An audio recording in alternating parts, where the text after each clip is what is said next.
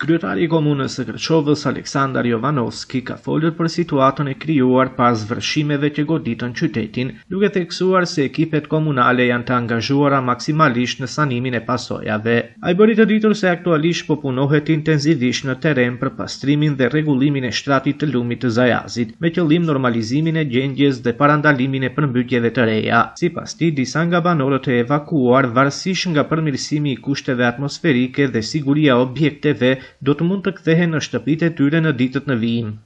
Видете, тоа зависи и од временските услови, зависи и од степенот на оштетеност на нивните домови, бидејќи има веќе оние кои што се во втора или трета линија на улица Прилепска од реката гледано, тие мислам дека со мала интервенција, со нормално, со чисто расчистување на она што е оштетено, па и со калта и водата што навлегла внатре. Мислам дека повеќе нема, бидејќи противпожарните единици активно работеа со пумпи на терен и спумпуваа вода.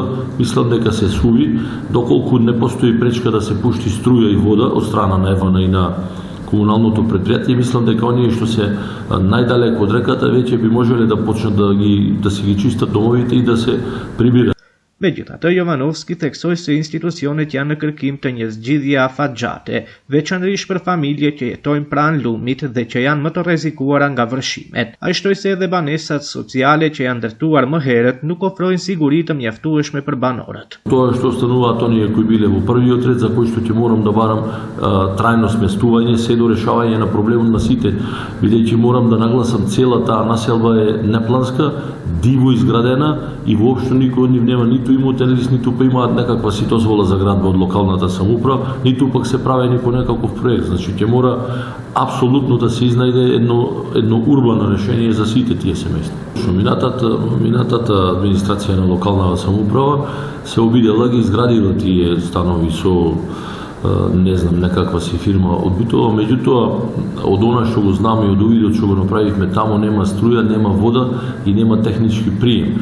Во разговори со оштетените еден дел што се сега во моментот сместени во спортската сала, спомнаа дека и некои од нив имаат сознание дека техничкиот прием не бил извршен, бидејќи не биле соодветно изградени. Sipas tij, një nga masat kyçe për zgjidhje afatgjate mbetet edhe rregullimi i plotë dhe sistematik i shtratit të lumit.